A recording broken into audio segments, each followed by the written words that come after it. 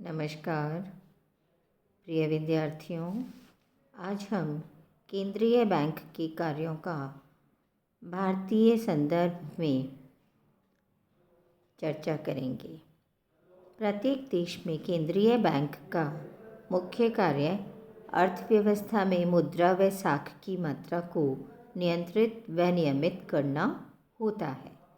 हमारे देश में केंद्रीय bank reserve bank of India है और यही हमारे पूरे देश में मुद्रा और साख का नियंत्रण करता है। सभी देशों के केंद्रीय बैंक प्रायः 3 प्रमुख कार्य करते हैं: नोटों का निर्गमन करना, सरकार के बैंक के रूप में कार्य करना और बैंकों के बैंक के रूप में कार्य करना। इन कार्यों का क्षेत्र विभिन्न देशों व विभिन्न समयों में भिन्न भिन्न रहा है। यह देश में आर्थिक विकास की अवस्था पर भी निर्भर करता है।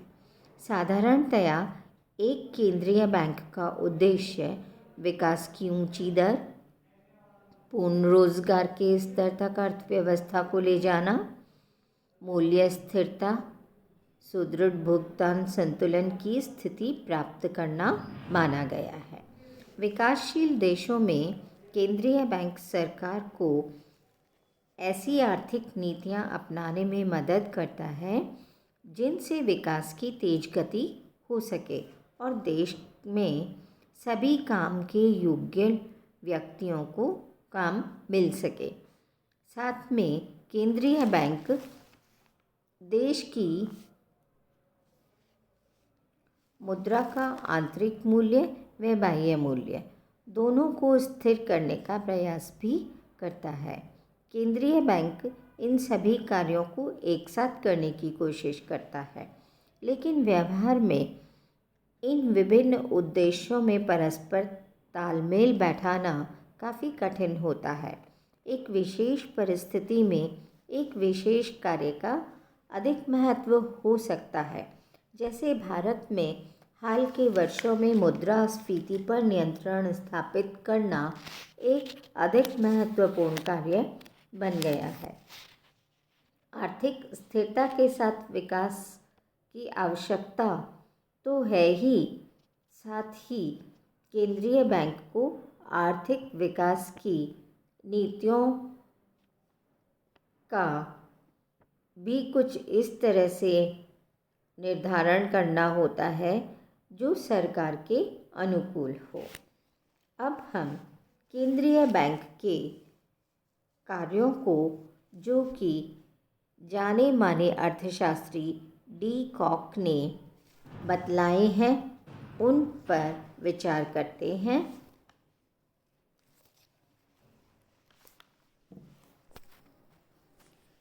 हमारे देश में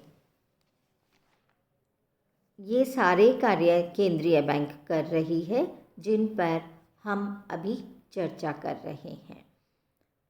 नोट निर्गमन का एकाधिकार, सरकारी बैंकर और एजेंट और सलाहकार, व्यापारिक बैंकों के नकद कोषों का संरक्षक होती है। देश के अंतर्राष्ट्रीय मुद्रा कोषों का संरक्षक भी केंद्रीय बैंक ही होती है। पुनर्कटौती का बैंक और अंतिम ऋणदाता के रूप में केंद्रीय बैंक ही कार्य करती है। केंद्रीय समाशोधन, निपटारा और स्थानांतरण, ये सारे कार्य करने का बैंक भी भारतीय रिजर्व बैंक ही है। और जो सबसे महत्वपूर्ण कार्य साख नियंत्रण का है, वह भी केंद्रीय बैंक के द्वारा किया जाता है। नोट निर्गमन अर्थात प्रत्येक देश में केंद्रीय बैंक पूरे देश में चलने वाला विनिमय का माध्यम और मूल्य का मापन करने वाला जो मुद्रा होती है, उसका निर्गमन केंद्रीय बैंक के द्वारा ही किया जाता है और केवल केंद्रीय बैंक ही इन कागजी नोटों को निर्गमित करने का एकाधिकार रखता है।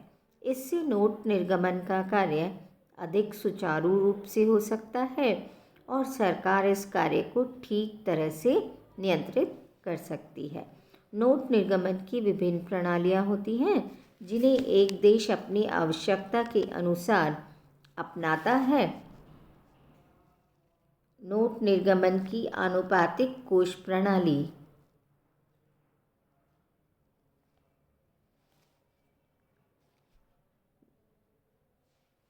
में निर्गमित मुद्रा के पीछे सोने या सोने के सिक्के अथवा विदेशी प्रतिभूतियाँ किसी निश्चित अनुपात में रखी जाती हैं। कागजी मुद्रा बढ़ाने के लिए इस पद्धति में आवश्यक कोषों की व्यवस्था करनी होती है, लेकिन न्यूनतम कोष प्रणाली में न्यूनतम कोष रखकर आवश्यकता अनुसार पत्र मुद्रा निकाली जा सकती है, जो कि अधिक लोचदार पद्धति होती है। भारत में आजकल न्यूनतम कोष प्रणाली के आधार पर ही नोटों का निर्गमन होता है। नोटों के साथ साथ सहायक मुद्रा के रूप में जो सिक्के प्रचलन में हैं, वे सिक्के भारत सरकार के द्वारा निकाले जाते हैं। केंद्रीय बैंक सरकारी बैंकर, एजेंट और सलाहकार का भी कार्य करता है। यह इसलिए नहीं कि राज्य के लिए ऐसा करना सुविधाजनक या सस्ता होता है, बल्कि इसलिए कि सार्वजनिक वित्त व मौद्रिक मामलों में परस्पर गहरा संबंध होता है। इसलिए सरकारी बैंकर भी केंद्रीय बैंक ही होता है। व्यापारिक बैंक केंद्रीय बैंक के पास कुछ राशि नकद के रूप में रखते हैं, जिससे विभिन्न बैंकों के लेन देन का परस्पर समाशोधन या क्लियरेंस और निपटारा करने में सहूलियत होती है। साख नियंत्रण की दृष्टि से भी उसका काफ़ी महत्व होता है।